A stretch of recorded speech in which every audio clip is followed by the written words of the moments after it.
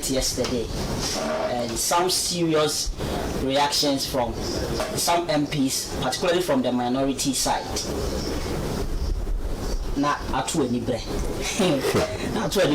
When the going gets tough, the tough gets going. So the going really got tough yesterday for the finance minister. He didn't look too happy, but what man could do? There was nothing we could do about it. So from that, Isaac Adongo, among others, they were very vocal, calling for the resignation of the finance minister. Now, some other members of parliament, Zenato Rollins, Kujotua Blakwa, a lot of them, even John Jinapo, John Jinapo, the legislator for Yape Kushugu. He even likened this whole debt exchange process to that of men's gold. So according to John Jinapo, the finance minister's attempt to restructure our debt and this whole domestic debt exchange program is just like the men's gold saga. So during elimination and substitution and all that, the finance minister Ken Oforiatta will just be number one, and the domestic debt exchange will be men's gold. So that was what the Yape Gushugu legislator John Jinapo had to say about it. And the minority leader, Dr. Kingsley actually hinted that the minority would just I think that there is a motion that they are seeking to file in the coming days, which will compel the finance minister to submit the domestic debt exchange program to Parliament for approval. Then they can get the chance to properly scrutinize it, look at the figures, and see, probably even challenge the percentage. I already told you that yesterday, that some statisticians and some experts in mathematics are saying they don't really agree with the numbers that is put out by government that brought about the 85% or close to 85% participation rate. And so they are saying if you were looking to restructure about 137 billion Ghana cedis, that amount eventually reduced to 130 billion, then you eventually get 82.99 or 83 billion.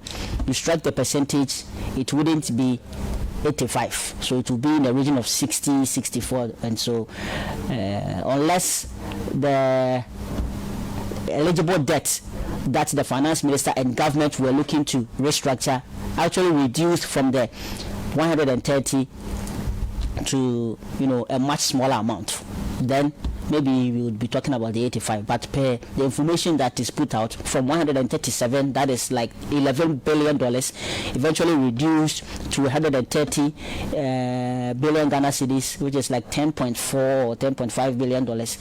You get 83 billion out of that. It wouldn't be 85% or even close to that. So that is that. But I told you earlier about what transpired at the Accra High Court yesterday. You remember the number 12 expose by the investigative journalist Anas Aremeyao Anas. Now in 2012, I was in the Brunga Afro region and I was itching to come and see this documentary when it was being aired or it was being premiered or that. But I didn't get the chance, so I only watched the videos afterwards. But number 12 was a big expose, and as we all know, it's really exposed some rots in the Ghana football fraternity. And in the aftermath of that expose, the MP for Ascent Central, Honorable Ken Ejapong, wasn't too happy, and he questioned the integrity of Anas Aremeyao Anas, and even condemned his modus operandi. So he went ahead to say some stuff about Anas that Anas wasn't too happy about. He felt he has been defamed by the legislator, or his hard-earned reputation was being dragged in the mud by Ken Ejapong. So he sent him to court, or he took him to court. He sued him, and he was looking for an amount of about 225 million Ghana cedis in compensation for the defamation by Kenya Japan. So there was supposed to be judgment yesterday, but the judgment has been deferred to the middle of next month, March 15 actually. So March 15 is when the judgment will come. It was supposed to come yesterday, but for some reasons, I think it's because both parties didn't submit their closing remarks early or something like that. I read it, but I think I've forgotten. But something happened, and so the judgment had to be deferred. So now it has been moved to March 15. So March 15, we will see who is who. They say scenario in who Charlie. So March 15, then we will see Charlie. Then we see. Then let me go to the Ghana Education Service, the school placement and the matters surrounding it. Yesterday at the Nat Hall, thousands of parents and the awards were there, and they were looking to secure the self-placement for the awards, among other things. And they were addressed by the deputy coordinator for the Free SHS Secretariat, Nana Afra Sika Mensa. Nana Afra Sika Mensa. So earlier on, I was struggling to mention the Afra. I was saying Nana Afra Sika Mensa. He's the deputy coordinator for the Free SHS Secretariat, and he addressed the parents and he assured them that BBR very fine, BBR very fine, BBF, everything is going to be okay. All the challenges will be resolved. So that is also what transpired at the Nat Hall yesterday. And in football, there was Europa League action yesterday, and the big one was in Spain at the Spotify Camp Nou, the home grounds for Barcelona. And Barcelona were hosting Manchester United. Remember how I told you yesterday that in Pinkrah, so now we have given the playground to the, I don't want to say Nkolan, but the group that comes after, immediately after the Pinkrah, to also come and do their things. And that's the Europa League. After Champions League, we play the Europa League. So Europa League action, Manchester United and Barcelona, they played yesterday, and it was a 2-2 draw. It was a 2-2 draw. Marcus Rashford, this guy has gone to Benin. Marcus Rashford, Wako Benin, because what this guy is doing, it's scary. It's scary. Too much. Rashford was on the score sheet again at the Spotify Camp Nou. He actually equalized. I think Marcos Alonso, formerly of Chelsea, scored the first goal for Barcelona. Then, some few minutes after that, Marcus Rashford from nowhere, boom, he equalized for Manchester United. Then, Julius Koundé, thank God Chelsea didn't get him. See what he would have been doing to Chelsea, scoring own goals. Julius Koundé scored an own goal, and that was 2-1 in favor of Manchester United. Then, just when Man U supporters were thinking that they are going away with the 3 points, Rafinha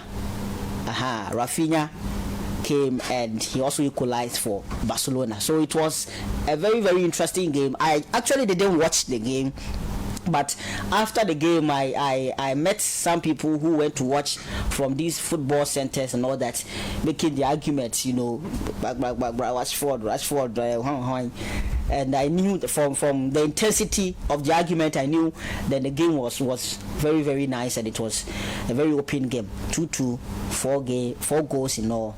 That was it. And AS Roma 2, Jose Mourinho and his side, they lost.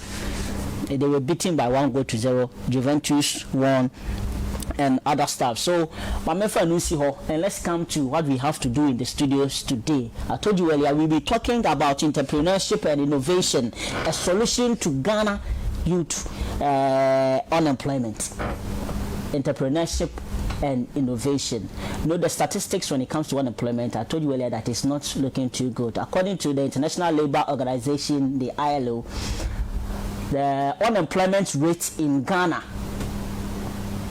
stood at 4.0 in 2021, and that figure was the same as 2020. So the 2020-2021, the unemployment figure, the rate was 4.7, but there was the projection that by the end of 2022 it will rise from 4.7 to 4.8, and then it will rise further by the end of 2023 from 4.8 to 5%. So let's pray and hope that will not be the case, and things will really change, so that they will be coming down. The statistics and the numbers will be reducing rather than just increasing like that. 4.7, 4.8, 4.0. So the Ghana youth, and even for the employed class, as to whether the jobs that they are doing is substantial enough, that one is also a topic for another day to be discussed. But today we are looking at entrepreneurship and innovation, a solution to youth unemployment in Ghana. And I have a very powerful person here. Before I introduce you, let me just do a quick profiling. So his name is Kingsley Kwaku Pinkrah. Kingsley Kwaku Pinkrah. And even as young as he is, you'll be surprised the kind of things that he has done, the stuff that he has achieved. He is a multiple award-winning social entrepreneur, public speaker, mentor, business consultant, among other things. He is currently the president and CEO of the Community and Entrepreneurial Development Initiative, that is CEDI Ghana. Community and Entrepreneurial Development Initiative. He's the CEO and the president. He's the director of research, innovation, and entrepreneurship at Data Link University, and also the chief of party for the Entrepreneurship Jobs for All, the popular e-jobs for all program. Okay, I can go on and on, but let me come to the awards. In the year 2017, he won Africa's Social Entrepreneur of the Year. And then in 2017 again, he won 40 under 40 most influential outstanding social entrepreneur of the year. He has also won the 30 under 30 most influential and outstanding social entrepreneur of the year, young professional role model awards, and many other several awards that I can't even begin to enumerate here. Ladies and gentlemen, the Superman, Kingsley Kwaku Pinkrah. Welcome. Thank you. Thank you. It's quite, having you here. Yeah. Same here. Quite an achievement for someone your age. You must be a proud man. That is just small. You are living. Just like it's yeah. Definitely be getting there. You'll be getting there. You still have a lot. A lot to achieve. Okay. Without a seat. The achievements that we are mentioning, the things you have under your belt. I keep saying that we have now even started with the journey, so there is a lot to achieve on the way. Yeah. And I say you look young though, so that's it. Big dreams. Tell us. We have just mentioned some stuff about you, some awards you have won, and your involvement in entrepreneurship and youth empowerment and all that. Who is Kingsley Kwaku Pinkrah? Yeah. As you already give a little profile about me. This is me, and this is what I've taken upon myself, which is the Entrepreneurship and Innovation programs. So in terms of the accolades, or even in terms of the awards which I've won, has to do with the very impact which I've been making globally. So global development has really been my focus way back since 2015, where I co-founded this NGO with university professors. That's the e-jobs for all. The CEDI Ghana. Sure. Okay. The CEDI Ghana. They just is birthed from the CEDI Ghana. So it's a CEDI Ghana's project, which I'm currently running. And as it stands now, we have it has gone internationally. So there are several partners which we are even working with. Some in Canada, some in the US, and our local set in Ghana here as well. We have Queen's University being part of the program which we are running. We have Adoa Incorporated also part, which is also in Canada. Queen's University is in Canada. Queen's University happens to be the best university in Canada and the fifth best in the world according to the impact ranking. So these are all some of the partners which I've been working with, trying hard to address the youth unemployment situation which we are facing in the country. I look young though, but this the mantle which I've taken up. You are just mentioning some international investors and partners and all that, Queen's University and all these others. Where did you receive your education yourself? Like, is it locally here? All in Ghana. I schooled in Ghana here. But like I was saying earlier, in terms of if we are making an impact, it depends on what you are selling. Most organizations will love to come in to support. So I was schooled in Ghana here. I'm from Fomena, Adansi Fomena, so that's where my education began. Adansi Fomena? Sure. That's where my education began.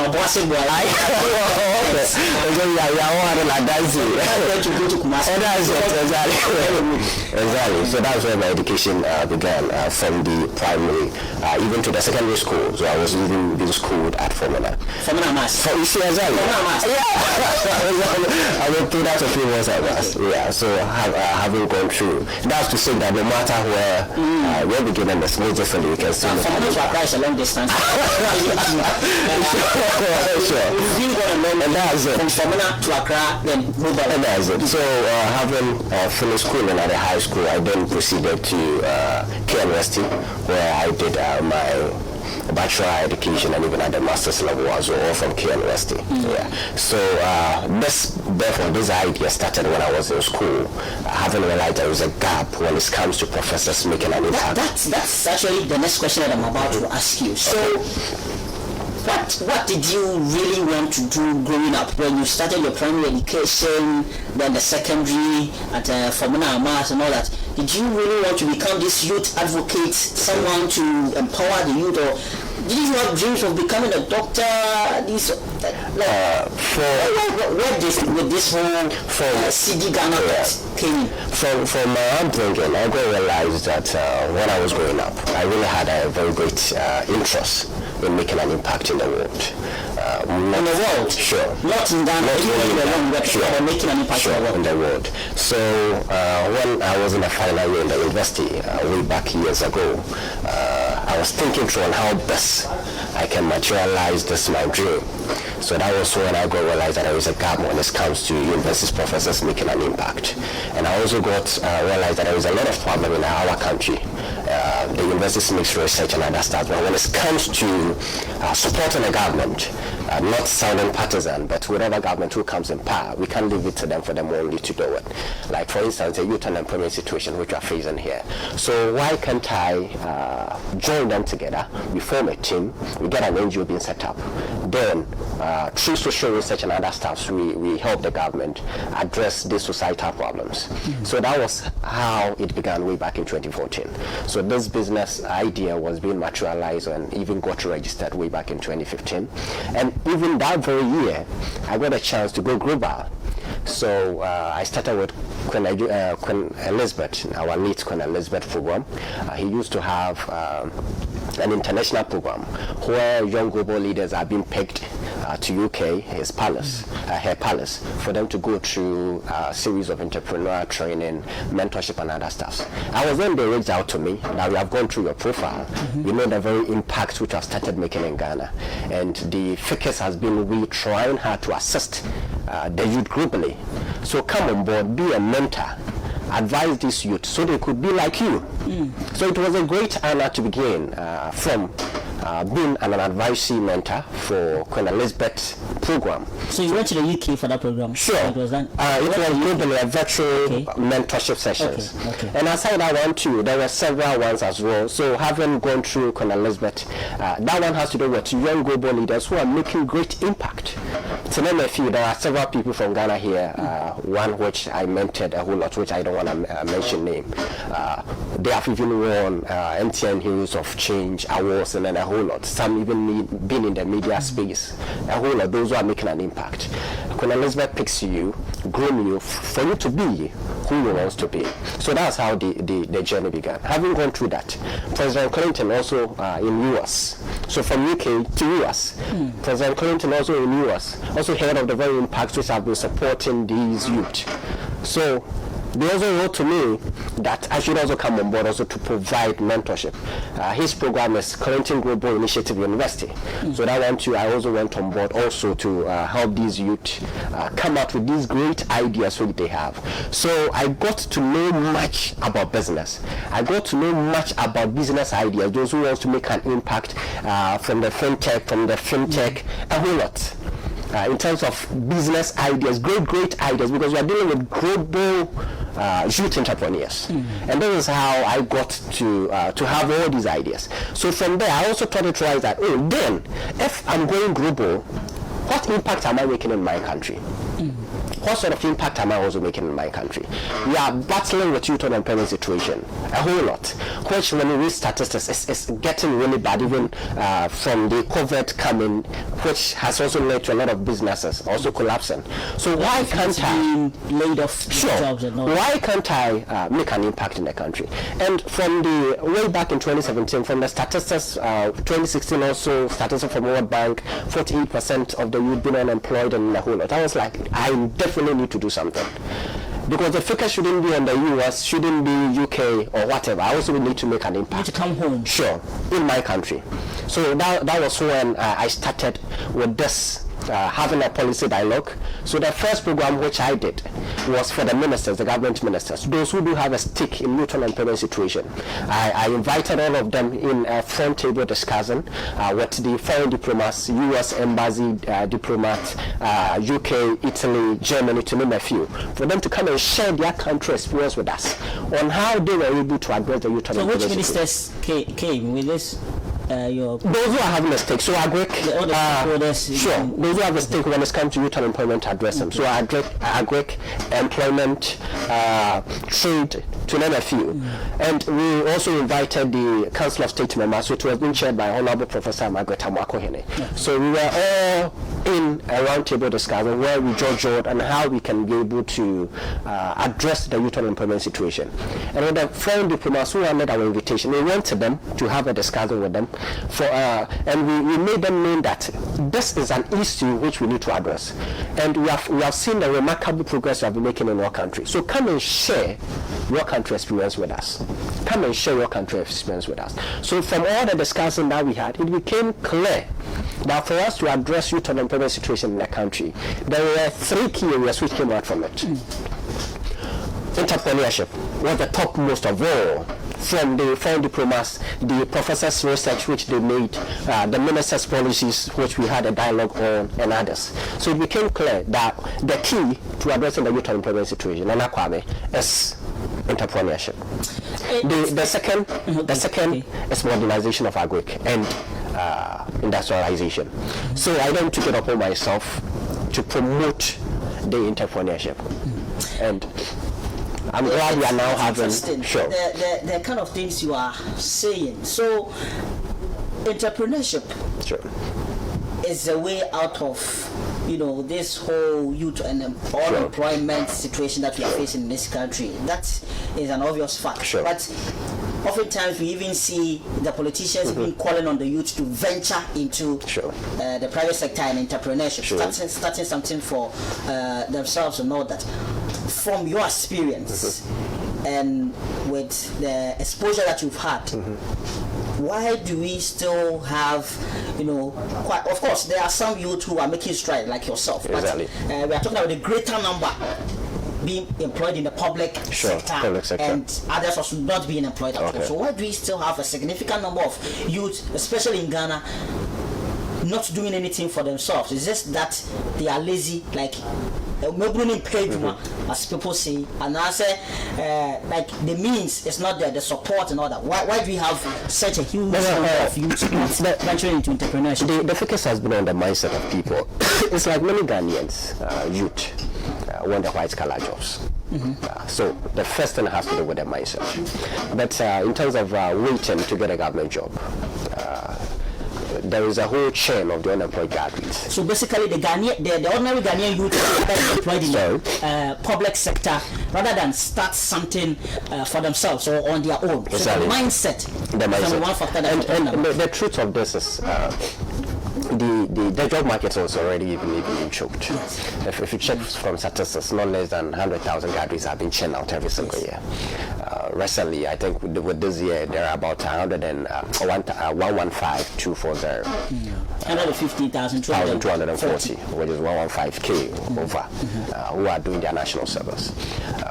So, if you are living in a country where not less than 100,000 graduates have been churned out every single year, you can imagine how frustrated you will be if you are to wait. How much of that number the government can really accommodate? And there is even a research which was made by University of Ghana, Institute of Statistics, these are social and economic research. They came out that out of this number, it is only 10%, only 10% who are always been able to get a job. Out of these huge numbers, thousands of people who come for 100,000 people doing their national service. Just University of Ghana research, only 10%. Which would be like just a 10,000.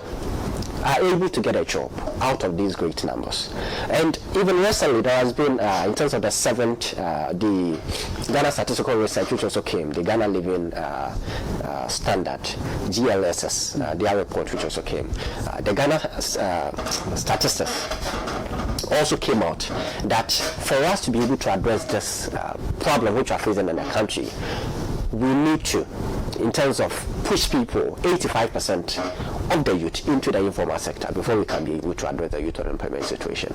But the question is, the mindset of these youth is public work, government work and other stuff. Rather than starting something on their own, which is possible. That's I would agree with you. But there have been instances where some of the youth would, even after graduating, being done with their national service and all that, would take the step further to start something for themselves. They will start their own small business somewhere, regardless the capital that they have. They will just put a small setup. Some of them are fortunate enough that they experience some kind of luck in their early years, but they don't really last. Before long, you see that it has collapsed. The business that you thought was doing so well, the business that seemed to be growing, doing just fine, will just collapse overnight. So what are some of the factors that are causing these youth setups to be failing? There's a whole lot when it comes to business, how successful it could be. I will first put on record that every business can succeed, depending on how you go by it. I keep even saying, in terms of going online and even on television, that if you check, it's like most of the youth things is not about money, because they couldn't get a huge amount of money to invest into their business. That's why they have collapsed. When we are to sound theory, there is a whole lot when it comes to business running, in terms of the 4 M's of it, which currently we are even having 6 M's. Money is one aspect of it, but that's not the key. It starts from the management aspect of it. So how do you manage your business, which is the first M? How do you manage your business is the key in terms of business growth. If you manage it very well, most definitely you are not going to collapse. If you manage it very well, you are not going to collapse. 2, the mindset of these youth on how to manage a business is also one of the key aspects of it. Money comes in, and one aspect of it is mentorship. In Ghana here, we are not fortunate to be mentored, and I keep saying that there is nothing new under the sun. Whatever thing which you are doing, some people have already gone through.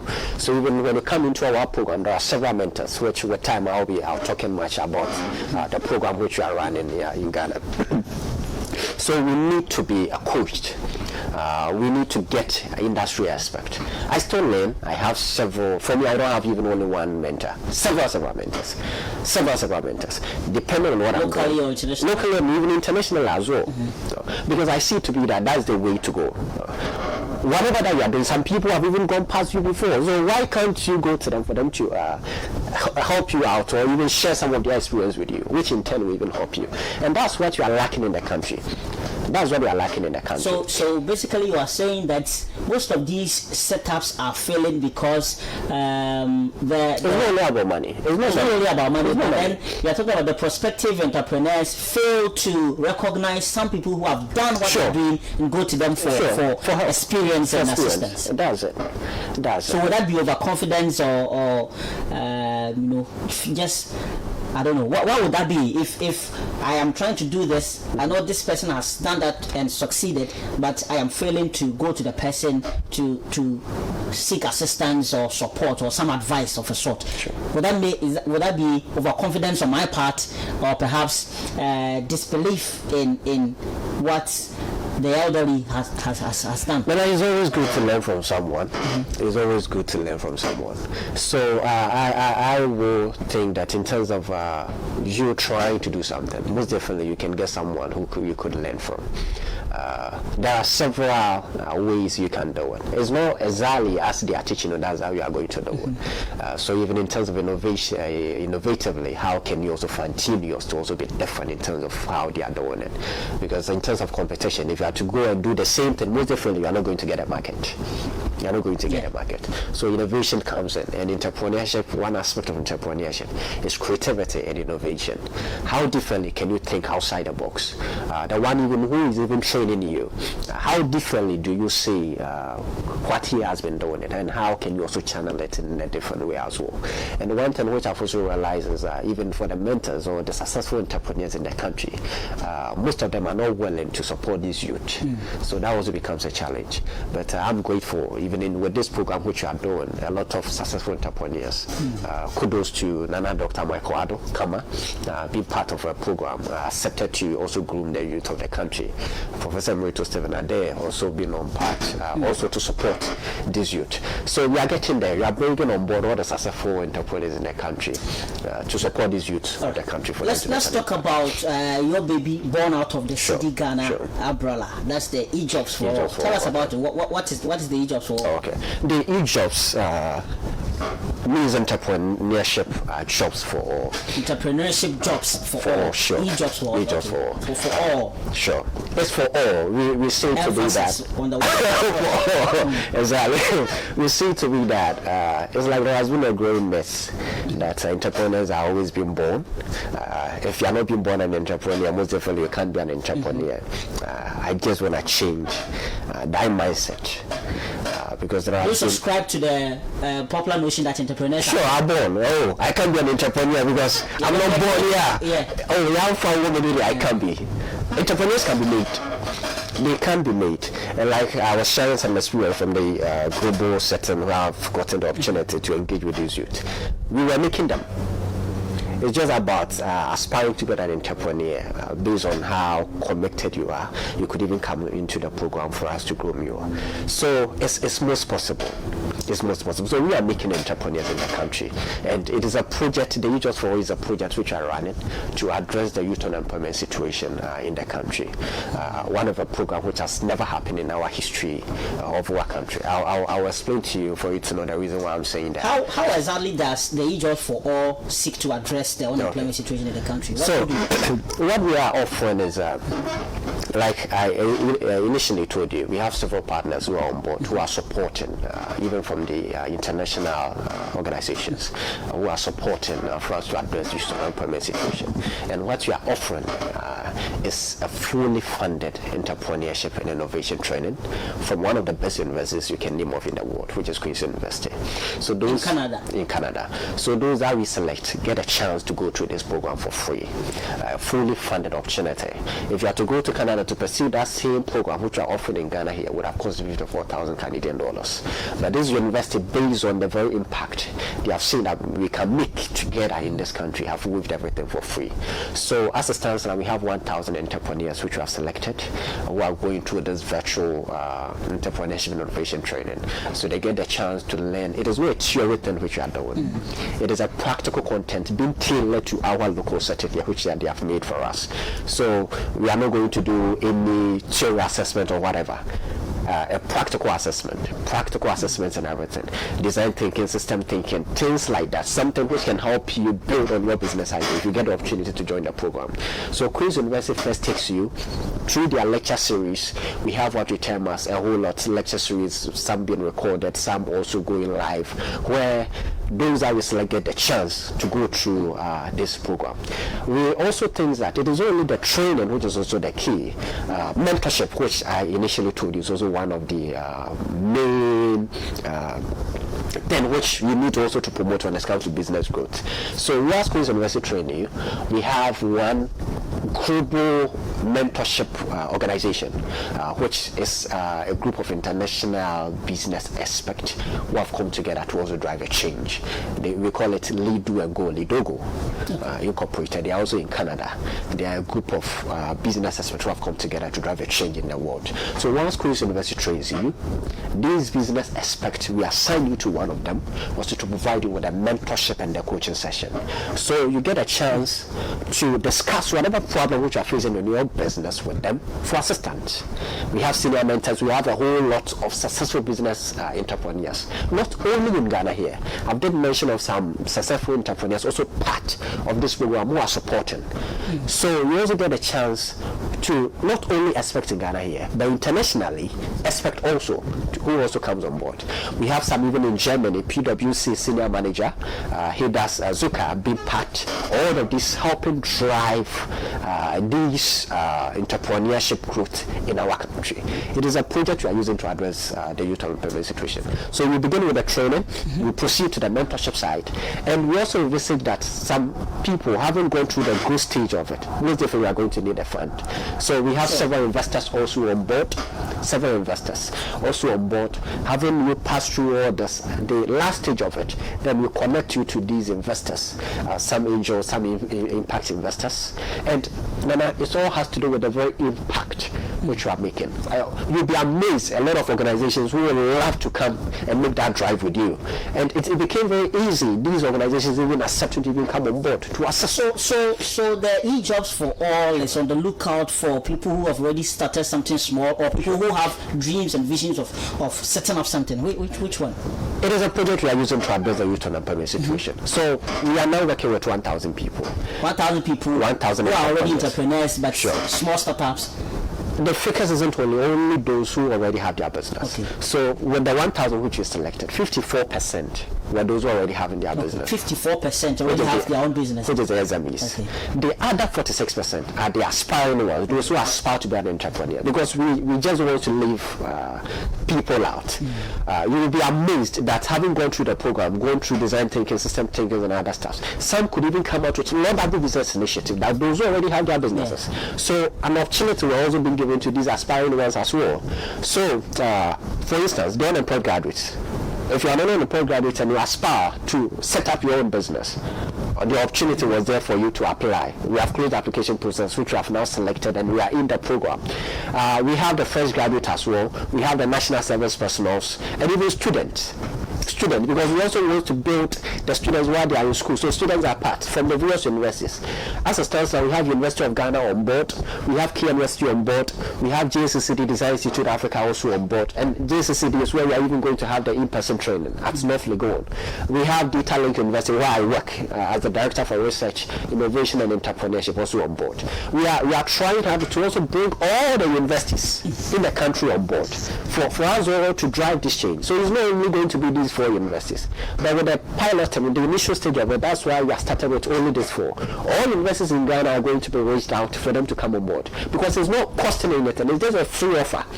Something which would have cost 54,000 Canadian dollars to go to Canada to pursue has been made for free. And it's an opportunity which I say never in our history of Ghana has this thing happened.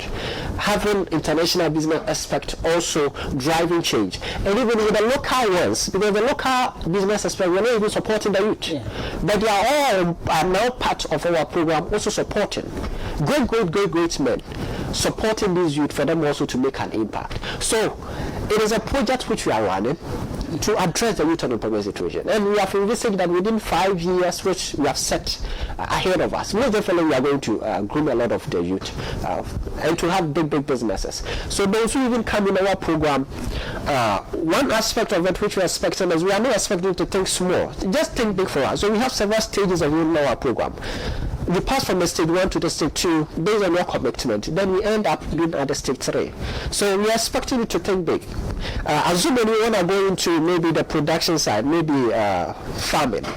We are not expecting just to only be the farmer, although we can make it big. But we are going to teach you in such a way that not just only the farming which you are going to do, but across all the value chain. So as soon as you have your product, how can you even innovate in living, add value to it? All of these things we are going to help you out with it, even to the distribution aspect of it. So from the customer discovery side, even to maybe market survey and other stuff. If there is a need for us to help you with prototyping, testing, all of these things we are going to help you with it. So the brain behind us, come be with us for 1 year. We hope you build your business to be big. I was just about to ask you the program duration, like you just mentioned. Sure. So the training, the mentorship, and all that's within a year. A year. Okay. So we select those for this year. We have already made our selection. We have 1,000 entrepreneurs which we are working with. Next year by August. So by 2024 January, they would have completed the program. Yeah, sure. Okay. So by August, our application portal is still going to be opened again, where we will be accepting different applications. And that is my next question. How does one sign up for this e-jobs for all program if I want to be a part? We open an application. We open application portal in August. Sure, most of the times in August for the interested applicants to apply. We are not putting forth on anyone. And one aspect of it, we want those who are connected. It's by force for you to set up your business. I'm talking about even the aspiring ones. It's by force because we know our local setting in Ghana. Most people will be coming. So far as the Queen's University, I definitely need to come in for the certificate, and that's something which we want to avoid. So as soon as you come to our program, you are duty bound to set up your business, because that's the sort of training which we are going to give you. There's nothing like a theory thing. There's nothing like a theory thing. And even in terms of the mentorship, go and do this. We assign you to go and do this. You come with our master classes. The industry aspect are also talking on something which you need to do to also improve upon your business. Are you getting it, Nana? So that's how we are making it. I'll come to you and you tell us where to get these application forms, whether it's online or any offices that we can get them from. But what I want you to clarify for us is that before I decide to come on board with this e-job for all program, what is the criteria? What am I supposed to possess? Any qualities, educational qualifications, and all that? The focus, it has been on a virtual learning, a hybrid, let me say a hybrid program, but we all normally begins virtually. So like I said, a distance learning where you get a chance to be meeting with the faculty members from Queen's University online. For the in-person side, the Canadians will be coming from Queen's University to the country to have the in-person training for us in Ghana here. So that's how the program itself is being tailored. And because it's an online thing and other stuff as well, we expect you to be able to read and write. That's the only criteria. In terms of the just being able to read and write. Yeah, where you can, someone who can get access to this virtual, you can go through. Because there are some people, if you have to tell them, it's like they are not that literate, having online training or something. So you need to be computer literate as well. Something like that, yes. Yeah. For you to be able to go through. For now, we are focusing on either even we have maybe a high school graduate. High school, okay, SHS. SHS, you're a high school graduate, which you have a business idea which you want to be supported to build it. The opportunity is there for you. If you also completed the university, you're a tertiary graduate and you also need this opportunity, that one is also there for you. For the SME side as well, we look at those who already have their businesses, then we support you on the way with it. So if only you can be able to join an online program, why not? Because there is an assessment which all of these we will be checking in terms of the application questions and the whole lot. So based on the sort of answers which you'll be receiving from you, will determine that, oh, this person needs to be given the opportunity. And then you'll be amazed that when the first application portal which you open, we received over 3,000 applications. 3,000 people apply. In the face of years a month. And how many did you select? 1,000. Yeah. So this is the first year. This is the first year. This is just the first year. Yeah, just the first year which we started with, 3,000 applied. So you can imagine how competitive it was. You can imagine how competitive it was. So it's something which has come to stay, and we are going to do it every single year to support the youth of this country to build big businesses. We envisage that if the youth have been supported, there is no job anywhere. So what is the expectation of these selected applicants that you are talking about, this 1,000, after the completion of the program, the training and the mentorship and all that? What do you expect of them? What role are they supposed to come back and play in the society, in the Ghanaian society? There is a whole lot, because in terms of even our training, having gone through, there's only way assisting with your business as well, but in terms of the sustainability, how socially, environmental and other stuff as well, can you also support your country as well? So we are even moving from we have an assessment business model canvas where we expect those that we are training just a one-page template. We have taught you. So what problem have you identified? Are you getting it? Because all business idea addresses a problem. There is no business opportunity or business settlement or companies or whatever who doesn't address a problem. Hope you are getting it. So in terms of even our training, those that we are supporting them for them to even come out with a laudable business initiative, they will be made to identify a problem. Sorry, but I'm not feeling well quite. Code, yeah, exactly. And the AC is also not helping. We'll just have to. The AC is also not helping, but it's okay. You're not feeling well, we need your knowledge. And that's it. So, in terms of that, I was talking about the business model canvas. All businesses addresses a problem. Whatever businesses to name off addresses a problem. So what problem have you identified and what sort of solution? So in terms of our training, there's something like a design thinking, which all of these will be using to guide you come out with these business ideas. You first empathize, you make you empathize into the problem. So Nana, let's just even identify a problem. As soon as you begin to, I assume there is getting access to maybe drinking water is a problem here. We can be made to just empathize into it. I'm coughing, I don't even have water. So beautifully, there should be water. Yeah. So just having that, empathizing into it. Oh, if you are to be me, who is sick now, who can have access to this drinking water? Yeah. You see it as a problem. And just because of empathizing to it, definitely the solution comes. Are you getting it? We need to bring it. Sure. Yeah. So all business ideas addresses a problem. And trust me, the sort of training which you are giving them is for them to identify the aspiring ones. They are just to identify any problem in their community, the society which they live, or even in the country, or you could even go globally. Thinking any global problem which you are facing, how can you help? So as soon as you come out with this solution, ours is to help you build this business idea which you have come with, either through the prototyping, the testing, and the sort of training which you'll be needing, the mentorship which you'll be needing. And the last aspect of it is connecting you to funding sources as well. And even with the funding sources, there are several ways and means. If you have to also sound theory, there are several ways and means. It is not only about the investments or the investors which you are going to connect you to. We have 4 F's. The founder, yourself. Most definitely, there should also be some financial commitment from you. So, either small or big, how willing are you ready to invest into your business as well? Family and friends can support you. Family can support you. Friends can support you. Financial institutions can also support you with it. So in terms of the accounting side, how well can you be able to even get access to all these funds? So all these are some of the sort of trainings which are going to connect you to. And in terms of the investor side, we have one aspect of it, which is the last stage, which is going to be pitching.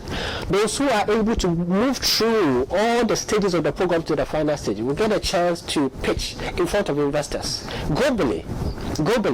We have the PwC, which I'm talking about. She's into venture capital, and she will even be coming into Ghana during that very stage of the program. So we have several investors, not even in Ghana here, internationally, who are even coming for the pitch competition to serve as judges for themselves. Once you pitch in front of them, they give you funds based on the laudability of how they see your business. So it's something which are supporting the youth of this country for them to be able to build big businesses for themselves.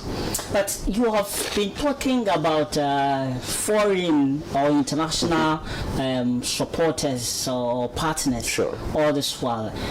How about the state? Locally, do we have any kind of contributions by the government, particularly, since what you are doing is more like a solving part of the government's problem? Because if you have huge number of the youth not being employed, it's basically supposed to be a big problem for the government. But you coming up with this idea and trying to support and all that, is the government playing any role? Have you reached out to these necessary ministries and agencies for support? But in terms of the government side, there has been a non-government organization, an NGO which we run, and not to sound partisan. That's not to say that our doors are not open to have partnership with organizations. We have been involved in hands with the government. So even in terms of the launching, signing of the MOU, the government who have been invited. We invited the vice president. He couldn't make it, but he sent a rep. He sent Minister for Communication to come and represent. The Ministry of Employment has also been involved. This has to do with job creation. Sure. So the government is in full support of this program, which we are currently running. And trust me, it's a program which we are running to address the youth unemployment situation. We see it not to be only the government responsibility to drive this change. In our own small way, we could also help. And trust me, like I was saying, even at the international level too, they have recognized our effort and they are coming in. Some have come in, which we are even expecting more. But notwithstanding, whenever there is an opportunity or a support from the government, our doors are ever open. You made mention of some assistance even after the program, and even mentioned financial assistance and all that. So after the participants go through the process and they are done, you go ahead to support them with a significant amount to start up their own business. Exactly. So what if you give such a person the amount and then before you know it, the intended purpose for giving the money is not being attained, or the person is using the money for another. But there is a form of an investment. There's an investment which these investors are going to do in these businesses. And trust me, when it comes to investment, either in a form of equity or debt, is how they're going to scale it. So they can't just give you maybe $1 million. It's a lot of money because we are not thinking about small business. So assuming you get a chance to get $1 million from an investor, you can't mess it up. So having gone through the program, it's not like after the year we just leave you. Those who get these funds and even those who become part of our program join what we term as the alumni network. So with the alumni network, there is a lot of series of meetings which most definitely we are going to have with them. Breakfast meetings, a whole lot, webinars and other stuff which will still continue to help them grow. Because it is not just being going through just a 1 year and then you grow to the top. So most definitely we are still going to support you on the way as well. We are still going to support you. And aside we have monitoring and evaluation, which we still it will still be going on. So we'll be coming to you from time to time to assess how things is going. And trust me, these investors, they have gotten a great hope in us because of the sort of training, mentorship that we are given. That's why they are ever ready and willing. And the very reason why businesses in Ghana here are not being supported, or they even getting financial support, is the very question which you asked. What if I give them the money and they use it for the content purpose? Or what if even the business even collapsed? Are you getting it? So we are giving you the very quality training which you deserve to grow. And because of the training from Queen's University, the business expect mentorship side which they are given. That's why these investors have gotten a great hope in us and they are supporting. And trust me, it is not just we giving the money then we leave you. No, we still continue to support you for you to grow, so that the investment is not going to be in vain, and for them also to benefit from it. How do I apply? How do I apply for these jobs for, like you said, for this year? Sure, it's very close. The application portal is going to be opened in August. August this year. August this year, yeah. And at the early stage of it, and that's where we are going to open the next application portal. Yeah, those who want to apply could go. Most of the times it's been opened on our website, which is www.cedigana.org. www.cedigana.org. That's where the application portal has been opened. For now, I'm with DataLink in terms of if someone also wants to locate us. I'm with DataLink, so most of the times I spend my time there. I have an office at DataLink at Tema, where I hold the office of Director for Research, Innovation and Entrepreneurship. Aside I'm now working on an office. Since I just relocated to Accra here, so most definitely there should be an office which it's definitely going to be at Mikado's place, which is Mikado Plaza, most definitely, because we have already started talks on that, which I've been assured that an office space has already been there for me to use. So the office will be ready by August? No, even this very month. This very month, okay. Yeah, okay. Yeah. But as it stands now, those who want to locate me could locate me at Tema. Or even in terms of that, you could send a mail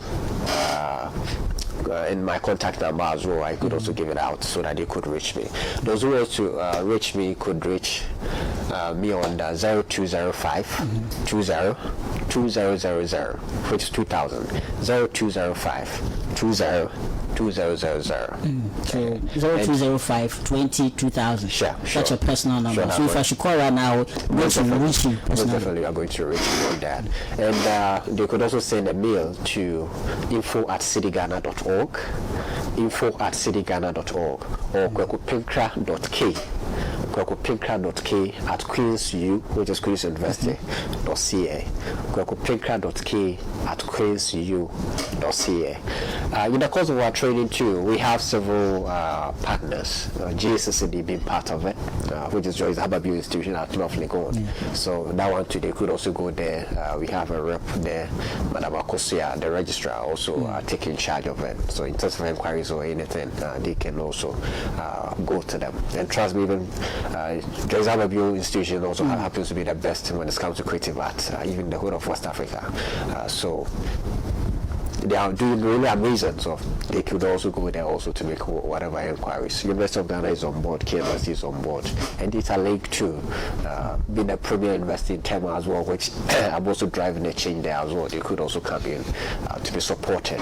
Yeah, we are just about to wrap up on this conversation, but tell us, in the long term, where is eJobs for All going? What's the long-term goal for eJobs for All? Is it only going to be about training the youth and then giving them the necessary skills and all that, or there are some other areas that you are trying to venture as well, and then by extension, not just eJobs for All, but CEDI Ghana as a mother organization or as an umbrella?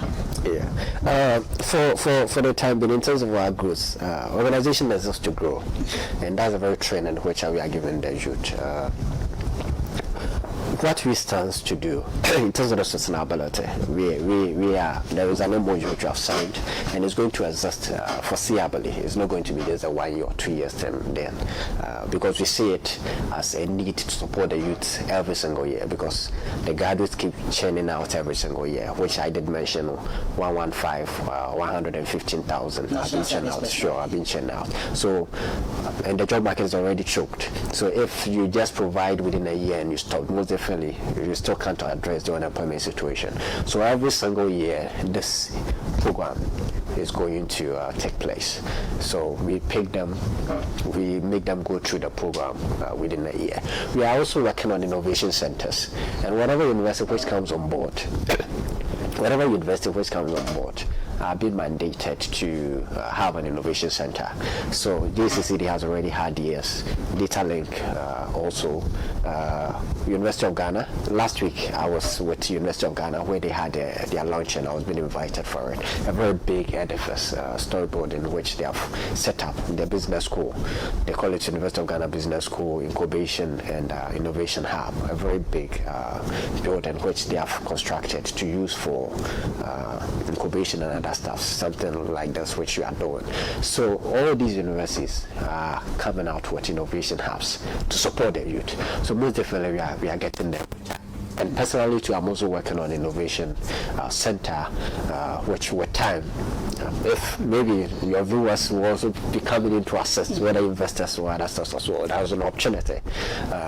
We have already been in talks with the investors to support us get a very big innovation center, which in turn could even end up being a university, a non-profit university center, which we are going to use to even drive this change of the youth unemployment situation which we are facing in the country. So there is a great opportunity which we are working on. Definitely we are going to get there with time. Yeah.